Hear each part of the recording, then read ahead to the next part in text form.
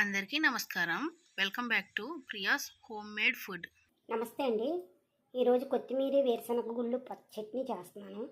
వాటికి కావాల్సిన ఇంగ్రీడియంట్స్ అండి: కొత్తిమీర, వేరుశనగ గుళ్ళు, పచ్చిమిర్చి, మీకు కావాలంటే ఎండుమిర్చి కూడా వేసుకోవచ్చండి, వేయించడానికి సరిపడగా ఆయిల్, సాల్ట్, జీలకర్ర, ఉప్మా పోపులు అంటే శనగపప్పు, మినపప్పు, ఆవాలోనండి, ఎండుమిర్చి. చేసే విధానం చూద్దామండి. ఫస్ట్ స్టవ్ వెలిగించుకుందాం. బాండీ పెట్టుకుందామండి. ఆయిల్ బాగా వీటెక్కిందండి. ఇప్పుడు పచ్చిమిర్చి చేద్దాం.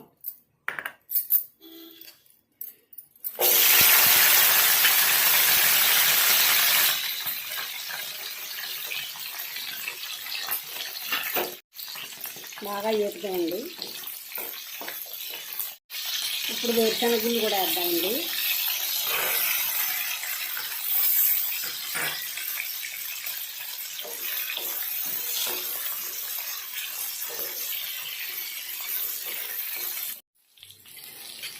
వేరుశనగ గుళ్ళు, పచ్చిమిరపకాయలు బాగా వేగాయండి.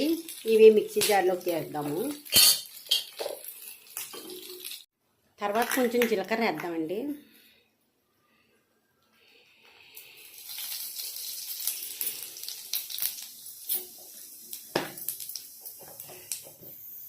కొత్తిమీర వేసేద్దామండి.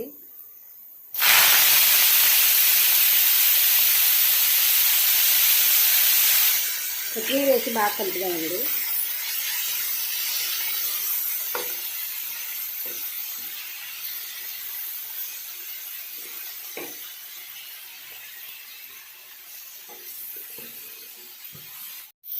కొత్తిమీర కూడా బాగా వేగిందండి.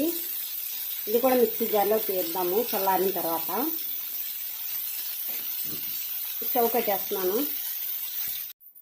మిక్సీ జార్లోకి ఎండుమిర్చి, కొత్తిమీర, జీలకర్ర, సాల్ట్ వేస్తున్నానండి.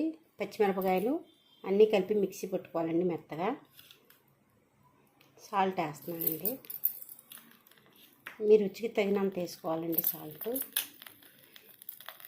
ఇది మిక్సీలో పెట్టి చట్నీ తయారు చేయాలండి. మెత్తగా ఆడుకోవాలి. ఇందులోనే కొంచెం వాటర్ కూడా పోస్తున్నానండి. ఇప్పుడు మిక్సీ పట్టుకుందాం. తర్వాత తాలింపు వేసుకుందామండి. చట్నీ మెత్తగా మిక్సీ పట్టుకున్నామండి. ఇప్పుడు తాలింపు వేద్దాము. ముందుగా స్టవ్ వెలిగించి బాండీ పెట్టి ఆయిల్ పోద్దామండి.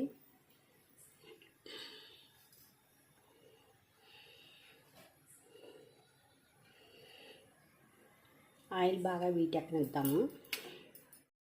ఆయిల్ బాగా వీటెక్కిందండి. ఇప్పుడు పోపులు వేద్దామండి. శనగపప్పు, మినపప్పు, ఆవాలు ఉండేవి.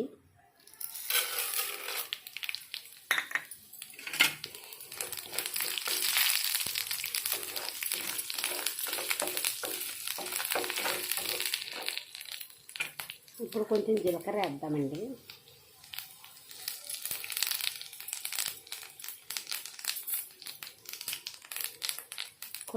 కొన్ని ఎండుమిరపకాయలు కూడా వేద్దామండి పోపు. ఇవి బాగా వేపుదాము.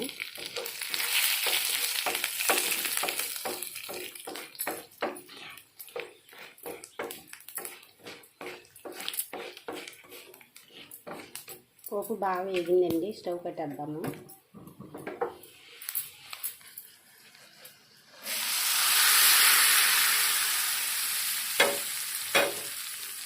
గుమ్మగుమ్మలాడే కొత్తిమీర, వేరుశనగ గుళ్ళు చట్నీ అండి. ఇడ్లీలోకి, అట్లకి చాలా బాగుంటుంది. ఒకసారి మీరు ట్రై చేయండి.